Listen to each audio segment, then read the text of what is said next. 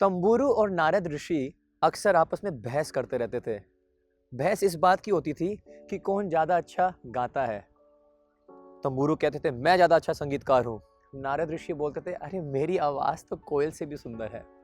तंबुरु वास्तव में एक इंस्ट्रूमेंट है, लेकिन स्वर्ग लोक में ये एक गंधर्व भी हैं। तंबुरु अक्सर गाते थे, तेरी माया का न पाया कोई पार, के लीला तेरी तू ही जाने रे। और वहां से आवाज आती थी।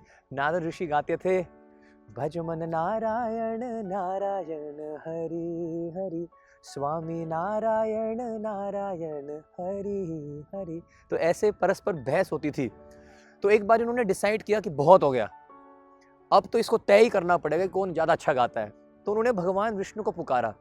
भगवान विष्णु आए और उन्होंने इनको एक लेसन सिखाने के लिए उनसे कहा, अरे ना तुम अच्छा गाते हो तंबुरु, और ना नारद ऋषि आप अच्छा गाते हो।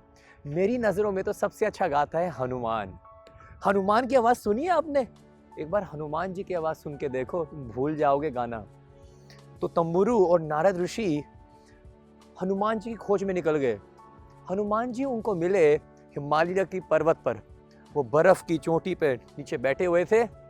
नारद जी और तंबुरु ने कहा, हनुमान हमारे लिए कुछ गाइए। हनुमान जी ने दोनों को दंडवत प्रणाम करते हुए गाना प्रारंभ किया।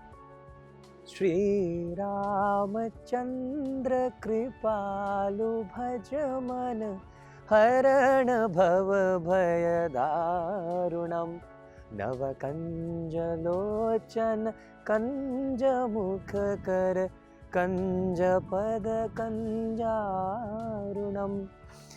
ऐसा तो नहीं था, इससे करोड़ों गुना सुंदर था। लेकिन जब हनुमान जी ने गाया, उनकी आवाज़ अत्यंत मधुर नहीं सुमधुर थी, बहुत ही सुंदर, इतनी कोमल थी कि जो हिमालय की जो बर्फ़ है वो पिघलने लग गई। उनकी आवाज़ से बर्फ़ में कंपन होने लग गई। जैसे ही तंबुरु और नारद ऋषि ने उनकी आवाज़ सुनी, अत्यंत प्रभावित हो गए, लेकिन बोल नहीं पा रहे थे। अक्सर ऐसा होता है, हम जानते हैं आगे वाला हमसे अच्छा है, लेकिन हम एक्सेप्ट नहीं करते उसको। बोले ठीक है, अच्छा है, लेकिन ज़्यादा अच्छा नहीं है, हमसे अच्छा तो बिल्कुल भी नहीं है। हनुमान जी ने यह बात सुनी उनसे और उनको प्रणाम करते हुए वहीं से निकल गए। नारद और तंबुरु ने सोचा चलो हम भी चलते हैं। जैसे उन्होंने पैर बढ़ाए निकलने के लिए, उन्होंने क्या पाया, उनके पैर वहीं बर्फ में जम गए। बर्फ जम गई थी।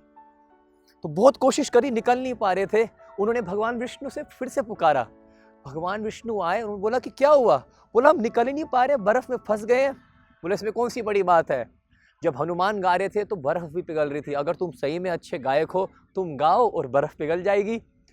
दोनों गाना प्रारंभ करिए, दिन रात गाना उन्होंने प्रारंभ रखा, लेकिन कुछ नहीं हुआ। अगर कुछ हुआ तो बर्फ और जकड़ गई और टाइट हो गई। उनको अंत में ये समझ में आ गया कि वास्तव में हनुमान जी से हम अच्छा नहीं गाते हैं। वो समझ गए कि हनुमान जब गाता है वो अपनी प्रशंसा को बतौरने के लिए नहीं गाता, वो श्री राम जी की प्रसन्नता के लिए, भगवान की प्रसन्नता के लिए गाता है। इसलिए हम में और हनुमान जी में ज़मीन आसमान का फ़र्क है। ये हमें शिक्षा देती है, ये जो कहानी है कि विनम्रता में ही विद्वत्ता है। भक्त जितना विनम्र होगा, उतना ही वो भगवान का प्रेमी और भगवान के नज़दीक होगा।